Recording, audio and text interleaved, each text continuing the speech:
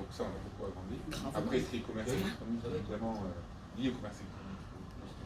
Alors là, on a entièrement tout décaissé, on a refait tous les réseaux électroniques, on est passé en LED, on a refait tout le sol, vous connaissiez, c'était voilà. Mais qu'est-ce que ça donnait en fait? Ah, nous, on a retrouvé rapidement notre clientèle, voilà, et puis je pense que ça va progresser. Voilà. Lourd, c'est ça, exactement. Et le manga, vous allez voir, l'espace manga qui est à gauche, qui n'existait pas, on n'avait rien. Voilà. Et là, vous avez tous les mangas. Une vraie culture de manga. C'est ça. Donc, il faut un peu de reliquat, etc. Et puis bon, je ne suis pas un expert. On a conservé ce qui est des vinyles parce que c'est quelque chose qui marchait bien, les CD, quelques platines parce que ça revient vraiment à la mode. Voilà. Ça marche bien. Chouette, hein? Oui. Avec l'espace manga, c'est des choses qu'on bien. Ah, oui. Moi j'ai une collection de livres comme ça. Plaisir avec Brice Saint-Laurent qu'on vous accueille ce soir. Donc merci beaucoup monsieur le maire, merci beaucoup monsieur le maître et d'être venu ce soir pour l'inauguration de notre espace culturel. Voilà, avec également toute l'équipe de la mairie ici présente. Merci à la presse d'être présente également. Voilà, c'est vraiment avec beaucoup de plaisir qu'on vous accueille ici, après cette rénovation en totalité de notre espace culturel de Lourdes. Je voudrais d'abord remettre en exergue vraiment l'équipe formidable que nous avons ici. Alors en premier lieu, Mme Corinne Rebolo, voilà, qui est notre responsable depuis 2019, voilà, présente dans l'espace culturel depuis 2005, notre responsable depuis 2019, qui a connu les péripéties comme tous du Covid, voilà, mais qui a mené de main de maître à la fois le projet et à la fois la réalisation, avec son équipe. Ouais. Voilà. Donc on est aujourd'hui 9 collaborateurs. Tout à fait. Voilà. Et donc je voudrais vraiment saluer l'équipe ici présente qui a suivi Corinne, qui a réalisé ce projet, voilà, et qui est formidable et qui est vraiment exceptionnel. Alors il faut que je souligne l'apport quand même de M. Castro, que tout le monde connaît, qui est le directeur du centre Leclerc de Lourdes, voilà, qui a apporté son appui technique et son soutien. Mais vraiment le projet, c'est quand même toute l'équipe de l'espace culturel qui l'a mené et toute la réalisation. Donc vraiment la conception, les choix commerciaux, ce qu'ils ont voulu développer, voilà. La réalisation est vraiment magnifique. Donc l'espace culturel de Lourdes, on l'a créé en 2005. C'était quand même un choix très fort et très audacieux à l'époque d'implanter une activité, notre activité de vente de biens culturels en centre-ville. Au lieu de le mettre à côté du centre Leclerc de Lourdes, ce qui était une possibilité. On avait la volonté de développer à la fois notre activité évidemment en périphérie, mais en harmonie avec notre activité en centre-ville.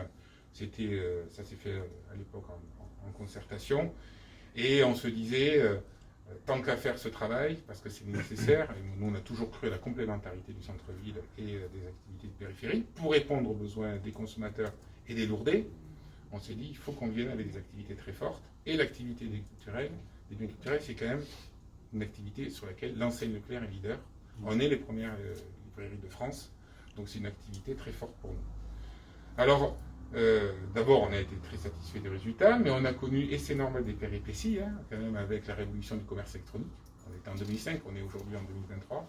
Donc, les activités qui ont connu, comme le commerce électronique, etc., des difficultés. Mais jamais le cœur de notre métier, notamment de la vente de librairie, n'a baissé. Ça a toujours progressé et l'espace culturel a très rapidement trouvé sa place dans le commerce lourdais et a fidélisé sa clientèle. Donc, avec ces péripéties et avec le temps, on devait mener un projet de rénovation. Donc on est allé voir, on s'est rencontrés, monsieur le maire, il y avait votre adjoint en charge du commerce qui était là. C'est vrai qu'on a discuté un peu des possibilités que nous avions, on se posait des questions. Et puis, vous nous avez présenté aussi votre projet culturel pour le centre-ville de Lourdes, avec tout le programme culturel que vous aviez sur tous les espaces. Et là, on a trouvé le sens de maintenir notre outil, notre espace culturel en centre-ville, de la complémentarité qu'il y avait, de la dynamique qu'il y avait sur le centre-ville de Lourdes. Et donc, c'est vous, par votre enthousiasme, que tout le monde connaît, merci, qui nous ont convaincus de réaliser cet investissement, qui est un investissement d'un peu moins de 500 000 € sur le centre-ville de Lourdes. Voilà, ça c'était il y a 2 ans. Bon, après, vous nous connaissez, on est allé vite, oui. On a réalisé vite, voilà, on a fermé quelques mois, mais aujourd'hui, vraiment, le travail est remarquable, le résultat est formidable, voilà, et je voudrais vraiment souligner le travail de l'équipe et beaucoup les remercier et les féliciter pour ce travail. Merci beaucoup. Aujourd'hui de pouvoir inauguré ce magasin. Ça fait 17 ans qu'il est implanté sur Lourdes. 17 ans, c'est pas rien. Alors qu'on aurait pu le voir partir, comme vous disiez tout à l'heure. Vous avez tenu votre parole. Vous vous êtes intégré à notre projet et vous avez aussi intégré des demandes, une demande spécifique que je vous avais faite en rendez-vous sur la téléphonie notamment. Je suis conseiller municipal aussi au numérique et à l'heure de la digitalisation. C'était quelque chose d'important. On n'avait plus, parce que Bouygues est arrivé entre-temps, mais on n'avait plus de magasins de téléphonie sur la ville, donc vous avez pallié à ce manque. Vous faites partie des locomotives de notre ville, et ça c'est important. Voilà.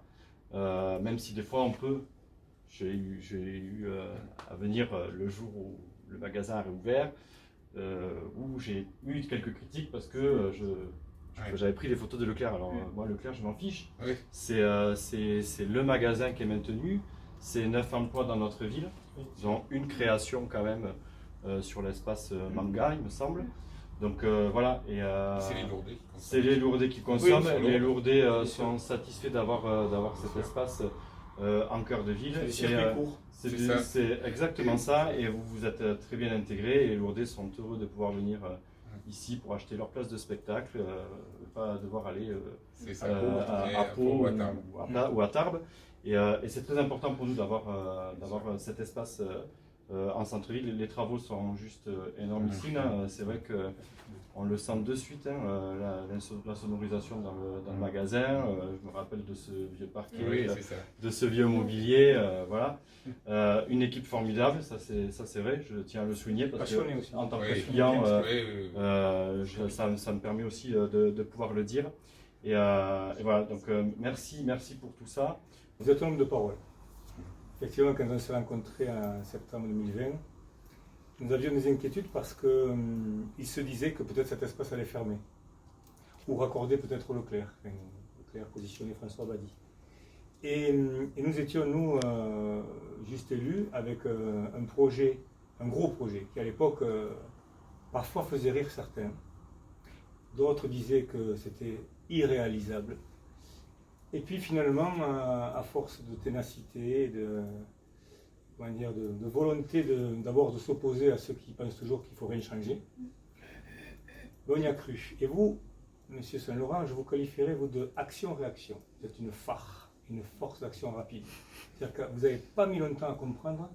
Vous êtes un des seuls, parce que moi, il m'a fallu beaucoup parler, beaucoup convaincre pour arriver à faire comprendre quelle était la nature du projet, jusqu'à que là-bas, à la Pointe-Cavalier, Emmanuel Macron vienne en visite officielle, puis après que j'aille voir le pape comme parrain philosophique pour qu'on dise ah, finalement ça prend forme, et entre le chef de l'État qui amène le financement sur un projet de financeur, un comité financeur que sont l'État, la région, le département, l'agglomération, et la ville de Lourdes qui a une part minime, parce que la ville de Lourdes va très mal au niveau financier, comme les commerçants du bas de la ville et aussi en haut de ville, la crise Covid a fortement impacté la ville. Donc, ce projet, j'y reviens parce que c'est quand même peut-être le 71e miracle de la ville de Lourdes, c'est le plan Avenir Lourdes. Ce plan Avenir Lourdes, il permet tous les possibles, à condition qu'il soit structuré, hiérarchisé, et qu'il soit animé par une volonté permanente de pouvoir avancer, et ça ne se fait pas comme ça. En France, c'est long, lent, lourd,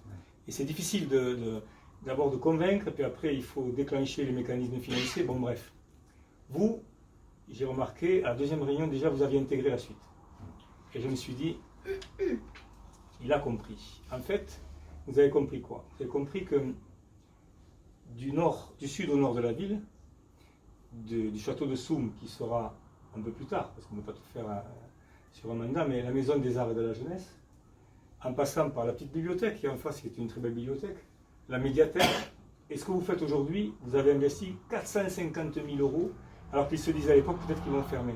Et vous avez de contraintes en opportunité, vous avez saisi, vous avez compris, c'est là votre force, parce que ce projet il prend forme. L'auditorium multimédia, nous devions avoir un palais de congrès en bas de ville qui s'adressait au congrès religieux. Ça va être un auditorium palais de congrès qui va distiller de la culture sur un grand projet culture. Je ne vous livrerai pas le coût du projet, mais c'est un très beau projet qui s'intègre forcément dans la ligne continue de la culture et qui s'achève à l'espace Mengelate, c'est-à-dire au presbytère, ancien presbytère, qui est la maison des assauts culturels. En passant par l'église paroissiale qui va se terminer, par l'église paroissiale, parce que dedans c'est cultes et culture. Dedans il y aura l'exposition des 14 tableaux du chemin de croix, exposition contemporaine de Philippe Hugeot qui est extraordinaire, qui sera l'exposition permanente. Nous avons déplacé l'orgue contre vents et marées, mais j'ai bien eu raison de lutter. Nous avons eu un donateur de 600 000 euros. Vous voyez qu'il fallait y croire. Boum, allez, c'est fait. Et donc cet orgue va être déplacé. À la place, vous aurez un retable Murano avec dedans la thématique forte de notre mandat, le dialogue interreligieux, la médiation politique en guise d'apaisement des sociétés. Je crois qu'on en a bien besoin dans cette République française qui est secouée. Donc ça fait partie aussi du projet culturel de l'église. Et le parvis qui sera piétonisé. Et puis en face, l'église Peyramal, le parking Peyramal, je le dis, qui sera ouvert pendant le mandat. Donc on va rouvrir le parking. On travaillera la place dessus. Tout ça, ça fait une ligne depuis l'immeuble La Cour, en passant par ici, jusqu'au bout de la ville, la ligne de la culture. Et dedans, il va falloir le dynamiser. On va transformer les places, on va travailler sur les halles. Donc tout ce centre-ville va être dynamisé. Nous aurons l'occasion de travailler sur d'autres sujets. En tout cas, je peux vous dire que les Lourdais sont très heureux de voir cet espace revivre de manière différente, mais surtout ne pas fermer, parce que ça fait partie maintenant du patrimoine culturel du centre-ville. Ça, c'est très important. Donc, moi, je vous remercie parce que vous êtes au rendez-vous. Vous vous intégrez parfaitement bien à la ligne directive du sud au nord de la ville, qui est le projet culture, qui va prendre forme maintenant, puisque les outils vont sortir. On va transformer ça, pas du jour au lendemain, mais on y va. En tout cas, c'est financé. Je me félicitais tout seul, parce que des fois, il faut le faire, parce que c'est dur des fois de combattre. Alors, je me disais, tiens, hier, le pont Peyramal, oui, ça y est, c'est fini, jury de concours, on a le pont, et vous allez voir quel pont. Parce que ce pont, il s'intègre aussi dans le projet culturel de la ville. Il y a une signature architecturale qui est remarquable, et ça intègre tout ce qu'il faut faire dans cette ville maintenant qu'on est en train de la rebâtir. Il faut que ce soit attractif. Et ici, c'est attractif, parce que c'est confortable. Il faut aller vers la qualité. C'est du beau qu'il faut, entre guillemets. Je ne parle pas du beau luxueux, je parle du beau à l'œil, c'est-à-dire ce qui donne envie. L'attractivité, c'est ça aussi. Donc, vous voyez, ce pont, ben, les gens espèrent qu'ils viendront voir ce pont. Même si on loupé l'eau, en revenant du Pays des Gaves, on s'arrêtera voir le pont. Mais on s'arrêtera aussi en centre-ville, parce que l'idée, c'est de faire monter les pèlerins et les visiteurs du bas de la ville vers le haut de la ville. Le pèlerin doit devenir visiteur.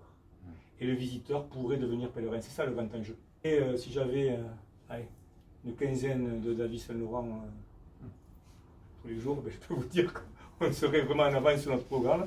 Mais ça ne m'empêche pas d'aller chercher quand même des financeurs privés pour continuer à faire le projet. On va le faire.